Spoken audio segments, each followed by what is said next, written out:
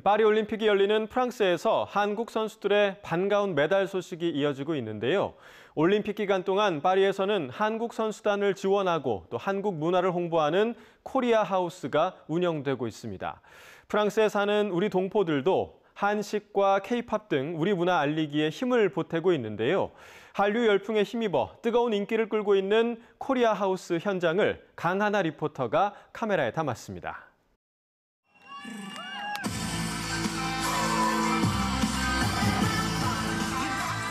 K-팝 아이돌처럼 열정적인 커버 댄스 공연에 사람들이 하나둘 무대 앞으로 모여듭니다.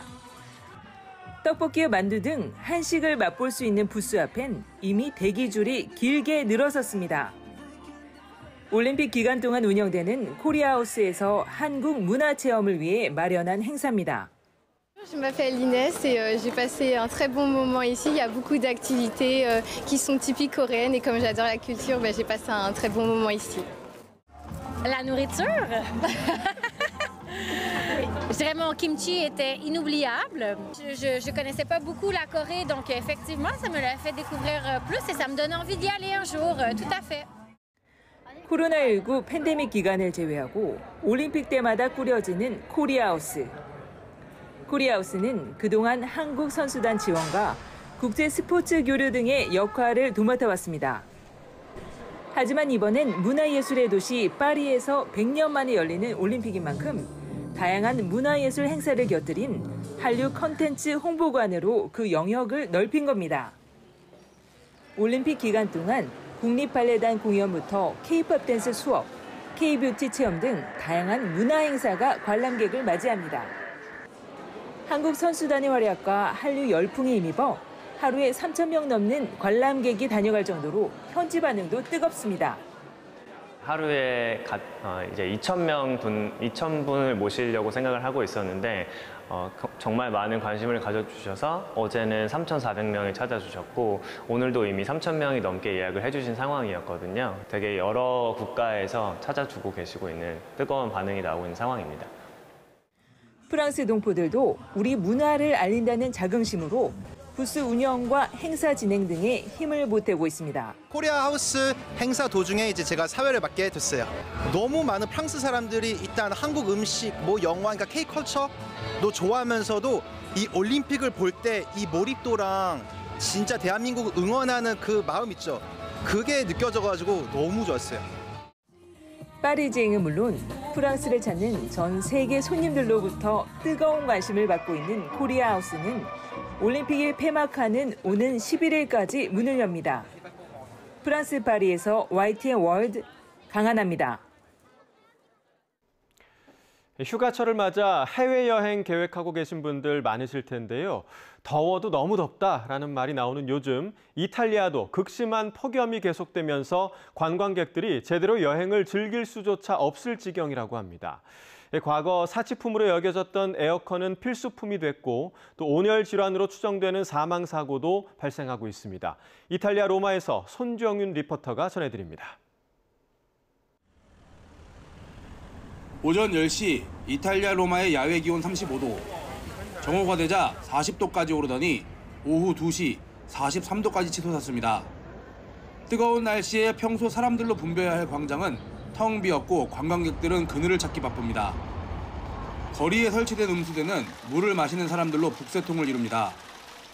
관광명소 트레비 분수에 손을 담그면 벌금 450유로, 우리 돈 67만 원의 벌금을 물어야 하지만 극심한 무더위에 규정을 어기는 사람도 심심찮게 보입니다. 관광객을 상대로 부채와 모자를 팔러 나온 상인들도 곳곳에서 만나볼 수 있습니다. 2009년에 이태리 로마로 신혼여행을 왔는데 그때 이렇게 덥지 않았거든요. 근데 더워서 여름 휴가로 지금 이제 더위를 피해서 여기 이태리에 왔는데 너무 더워요. 막 땀이 줄줄 날 정도로 너무 더워서 너무 당황했어요. 지난달 중순부터 시작된 극심한 폭염에 이탈리아 보건부는 로마를 포함한 11개 대도시에 폭염 경보를 발령했습니다. 현지 일간지에 따르면 이탈리아 전역에서 온열 질환으로 추정되는 사망 사고가 5건 발생했는데 사망자는 모두 68세 이상의 고령자인 것으로 밝혀졌습니다. Sono molto alte, quindi ci sono anche molti decessi tra gli uomini anziani perché non riescono a respirare hanno questa, diciamo, difficoltà nelle respirazioni. 상황이 이런데 지난해 이탈리아의 가정용 에어컨 보급률은 10% 미만으로 에어컨이 없는 가정이 대부분인 실정. 여름에도 덥지 않고 습하지 않은 기후 덕에 에어컨이 사치품이자 환경 파괴 주범으로 여겨졌던 탓입니다. 하지만 갈수록 전례 없는 폭염이 기승을 부리면서 이탈리아에서 에어컨은 필수품이 됐습니다. 지난 2012년 86만 5천 대였던 이탈리아의 연간 에어컨 판매량은 지난 2022년 192만 대로 배 이상 뛰었습니다. 이탈리아는 안 습했기 때문에 선풍기만 틀어도 견딜만 했었거든요. 근데 요즘에는 너무 습해가지고요. 선풍기로는 감당이 안 됩니다. 에어컨이 없으면 살 수가 없는데 이탈리아라는 나라 자체가 전기도 자주 떨어지고 심지어 에어컨 보급률도 낮은 나라예요. 그러다 보니까 진짜 앞으로 어떻게 버텨가야 될지 진짜 너무 막막합니다. 진짜. 이탈리아 기상 전문가들은 세계에 불어닥친 기후위기로 인해 이탈리아 역시 폭염과 가뭄, 홍수 등 극심한 이상기후가 기승을 부리고 있다고 지적합니다. Diciamo, per quanto riguarda la meteorologia, il tempo sta cambiando molto perché ci sono queste, diciamo, siccità che vengono colpite in tutta Italia e quindi c'è una partecipazione, diciamo, molto caldo per quanto riguarda l'Italia. 전 세계를 강타하고 있는 이상기후 탓에 이탈리아도 어느 때보다 뜨거운 여름을 보내고 있습니다. 이탈리아 로마에서 YTN 월드 손정윤입니다. 지구 남반구에 위치해서 우리와 계절이 반대인 아르헨티나에서는 이례적인 남극추위가 60년 만에 전국을 덮쳤습니다. 안 그래도 만성적인 경제난으로 소비 심리가 얼어붙은 가운데 현지 시민들은 혹한으로 지갑을 더 꽁꽁 닫고 있는데요. 주로 의류 도매업에 종사하는 한인 동포들도 이어지는 불황에 고통이 커지고 있습니다. 정덕주 리포터가 전해드립니다. 남극과 가까운 남부 지역 이외에는 겨울에도 기온이 영하권으로 내려가지 않던 아르헨티나. 지난 6월 말부터 혹한이 찾아오면서 전국이 얼어붙었습니다. 아르헨티나 주요 매체들은 이번 겨울이 지난 60년 관측 동안 역대 두 번째 수준의 한파라고 보도했습니다. 남쪽보다 비교적 따뜻한 기후인 부에노스아이레스 도심까지 이상 한파로 인한 피해 상황이 이어지고 있습니다. Hace años, creo que yo desde que soy chica no hacía un frío tan importante y me costó un poco más salir a trabajar, pero bueno, hay que ir igual. 이런 상황에서 주로 의류 도매업에 종사하는 한인 사회에도 적신호가 켜졌습니다. 계절을 앞서가는 의류 도매업의 특성상 해마다 이맘때면 여름옷 판매에 들어가야 하는데 이상 기후가 매출에 영향을 끼친 겁니다. 부에노스아이레스에서 벌써 13년째 여름 의류 도매업에 종사한 김재필 씨는 올 겨울이 유독 더 힘들게 느껴집니다. 일반적으로 가져가던 물량의 10분의 1도 채 못 가져가요. 많이 줄은 거죠, 매상이.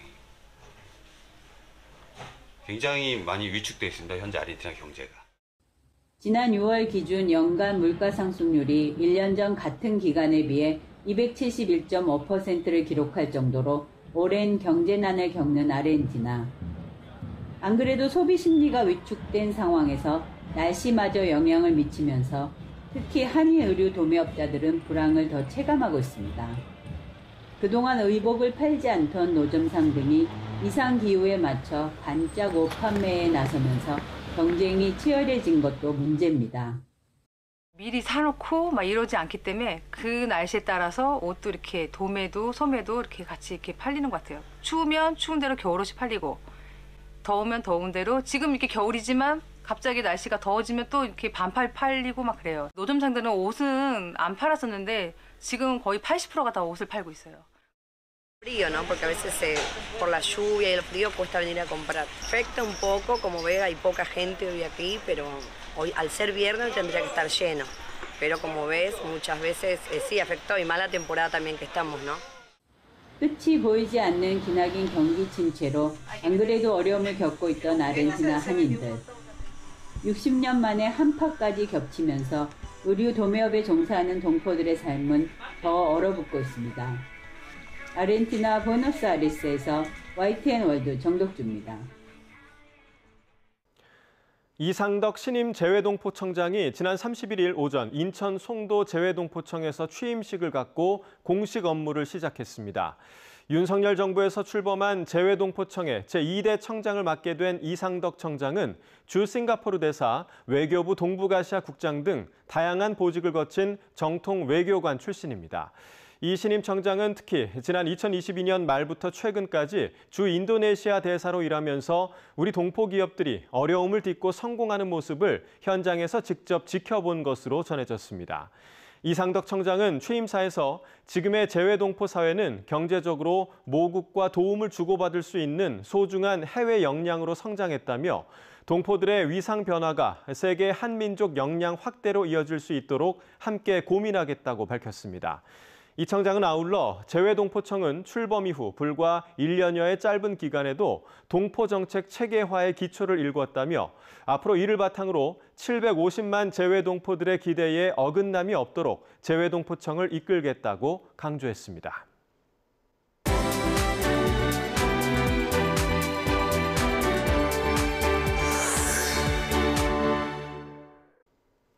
자폐 스펙트럼 장애는 전 세계 인구의 약 2%에서 발병할 정도로 대표적인 신경 발달 장애 중 하나지만 아직 그 발생 원인이 뚜렷하게 밝혀지지 않았고 또 근본적인 치료제도 없는 상황입니다.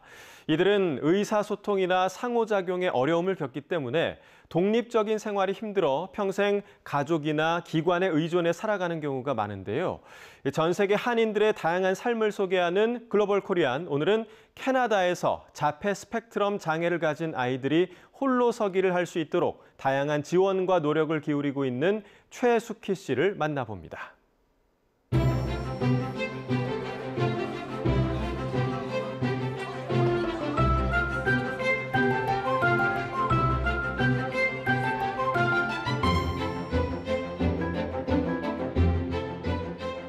사회에 쓸 수 있는 교육, 사람과 소통할 수 있는 교육, 그리고 돈을 세릴 수 있는 교육, 밖에 나가서 지도를 볼 수 있는 교육, 밖에 나가서 버스를 타고 내가 원하는 장소까지 가는 교육. 그래서 부모님이 없어도 괜찮고, 그리고 에임이라는 단체를 떠나서도 혼자 씩씩하게 살 수 있는 그런 교육을 하고자 하이스쿨을 오픈을 했고요. 10주, 12주, 6개월을 하고 그냥 내보내는 교육이 아니라 이 아이들이 정말 그 안에서 혼자 쓸 수 있는 게 목표인 그런 교육을 하고 있습니다.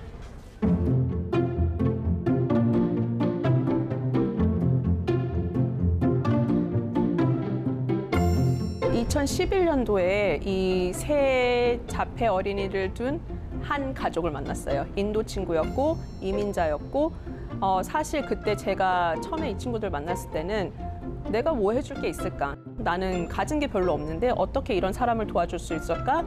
하고 그냥 보냈는데 그게 너무 가슴이 아픈 거예요. 저희 에임은 정말 소박하게 시작했어요. 이불짜리 쿠키 팔면서 지금까지 자랐고요.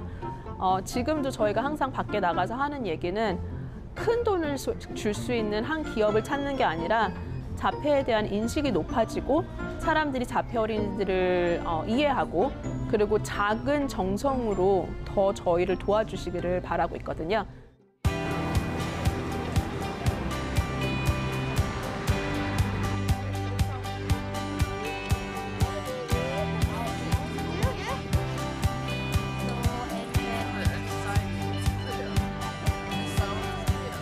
정도 기다리시면 처음 미팅을 잡을 연락이 와요. 그러고 나서 그 미팅 후에 6개월에서 8개월 후에 인터뷰가 잡히게 됩니다. 인터뷰는 4시간짜리 인터뷰인데요. 아이에 대한 전체적인 상황이나 그리고 아이가 지금 어느 정도의 자폐를 가지고 있는지에 대해서 알고 난 후에 나이와 그 아이의 상황에 따라서 펀딩이 정해지게 됩니다. 4년이라는 시간이 정말 그냥 느긋하게 기다릴 수 있는 시간은 아니에요. 그래서 저도 2 아이가 있지만 모든 부모의 마음은 그럴 거예요.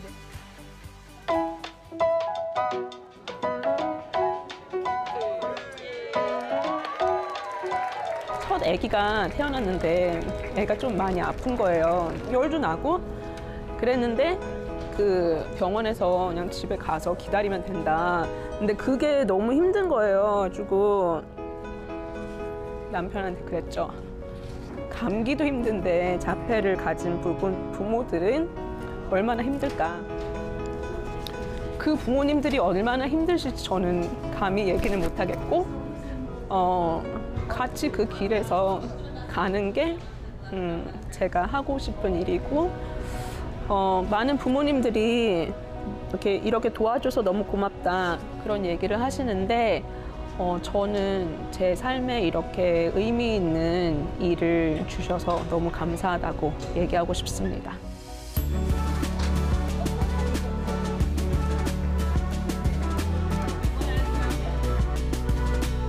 세계적인 통계를 봤을 때 자폐를 가진 친구들의 직업률은 가장 낮습니다. 다운 증후군이라든지 아니면은 뭐 ADHD 그런 다른 정신적의 진단도 있는데요. 그런 친구들의 직업률이 더 높거든요.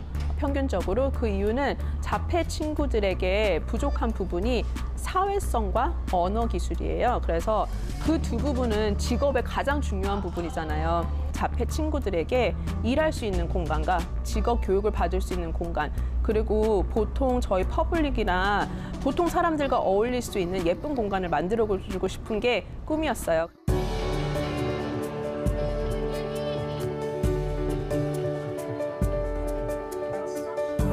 한국 사회랑 많이 일을 하다 보면 가장 놀라는 부분 중에 하나가 많이 숨기시고 싶어 하시는 거, 아직도 그게 많이 가슴이 아픈 부분이라는 거.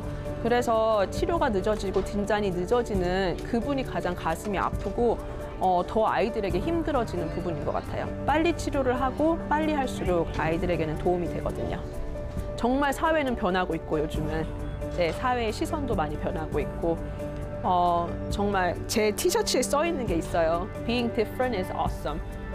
우리가 모두 다 같다면 세상은 재미도 없고 그리고 달라서 정말 멋있는 세상이 될 수 있는 그런 때가 온 것 같아요. 세계 곳곳에서 대형 산불이 이어지고 있습니다. 미국 캘리포니아주 북부에서는 산불이 LA시보다 더 큰 규모로 번지면서 이 캘리포니아 당국이 비상사태를 선포하고 주민 수천 명에게 대피령을 발동한 상태인데요. 캐나다 서부도 로키 산맥 최대 규모인 제스퍼 국립공원에서 대형 산불이 시작돼 국립공원과 제스퍼시에 대피령이 내려졌습니다. 산불 지역 근처에 있는 우리 여행객들은 산불 대처 요령을 미리 알아두시는 게 좋겠습니다. 만약 여행 도중에 산불을 맞닥뜨렸다면 현지 언론이나 휴대전화 등을 통해서 산불 관련 정보를 빠르게 확인해야 하는데요. 실내에 있는 경우에는 언제든 대피할 수 있도록 비상용품과 외출용 가방을 미리 준비하고 불씨나 가스가 들어오는 것을 막기 위해 창문과 문을 닫아야 합니다. 산행이나 야영 도중에 대피를 해야 한다면 연기에 고립될 수 있는 계곡 둘레 부분을 피해서 산과 멀리 떨어진 도로를 이용하시기 바랍니다. 이번 주 글로벌 나우 여기서 마칩니다. 시청해주신 여러분 고맙습니다.